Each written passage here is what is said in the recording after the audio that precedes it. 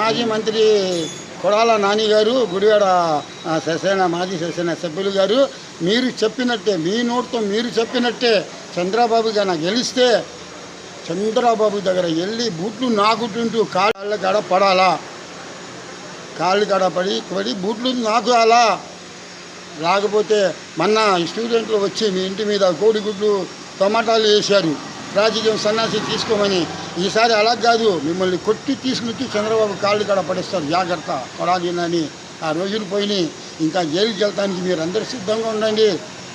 మీరందరూ జైలుకి వెళ్తానికి సిద్ధంగా ఉండండి. మీ నాయకుడు జగన్మోహన్ రెడ్డితో సహా, మాజీ ముఖ్యమంత్రితో సహా ఇవన్నీ 5 సంవత్సరాలు రాజ్యం చేశారు. ఇప్పుడు దానికి ఫలితం అనుభవించండి. దేవుడు ఉన్నాడు. మీరేం చెప్పారు, ఎంటుకు పీకలేరా? ఇది ఎవడు ఏం ఎంటుకులు పీకుతాడో చూడండి. పెట్టి నాయకుల మీద పెట్టారు, ఆస్తులు తీసుకున్నారు, జైల్లో పెట్టారు. వాళ్ళే తీసుకుంటారు.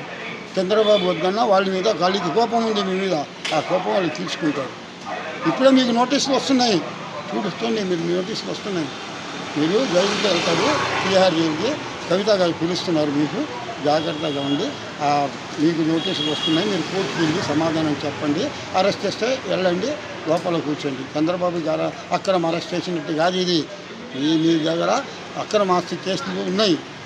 10 సంవత్సరాల నుంచి 3018 వాయిదాలు మీరు వెళ్ళలేదు. ఇప్పుడు అలా కుదరదు. ఇప్పుడు ఎవరు లేరు, మీకు ఒంటరి వాడు అయిపోయాం. ఈ మంత్రులు ఎవరు పనికిరారు, మాజీ మంత్రులు, ఎమ్మెల్యేలు. మీ ఉన్న 4 ఎంపీలు కూడా ఎవరు పనికిరారు. వాళ్ళకి ఏం లేదు. వాళ్ళు కూడా వెళ్ళిపోతారు, బీజేపీలో వెళ్ళిపోతారు.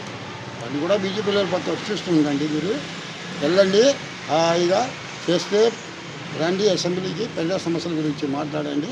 లేదా ఇష్టం లేదా మీరు ఓదార్పు యాత్ర, పాదయాత్ర ఏది మీకు రాదు. ఏ జనాలు ఎవరు మీ దగ్గర రారు. మీరు మోసగాళ్ళని చెప్పి అందరి తెలిసిపోయింది. గొరకరాయి గురించే తెలిసిపోయింది. మీ భవిష్యత్తు ఏంటి, మీ బతికేంటి అనేది గొరకరాయే చెప్పేసింది మొత్తం. అదంతా వాస్తవాలే. ఇప్పుడు మీరు సిద్ధంగా ఉండండి. సిద్ధం అంటారు కదా, ఆ సిద్ధం ఏంటో ఇప్పుడు చూపించండి. బీహార్ జైలుకి వెళ్తానికి సిద్ధం, అంతే. బాబాయ్ వైసీపీ. హలో ఏపీ, బాబాయ్ వైసీపీ. అయిందా? పవన్ కళ్యాణ్ గారు చెప్పినట్టే అయిందా? మిమ్మల్ని దింపుతానన్నట్టు దింపాడు, ఛాలెంజ్ చేసి దింపాడు. ఇప్పుడైనా మర్యాదపూర్వకంగా బతికండి.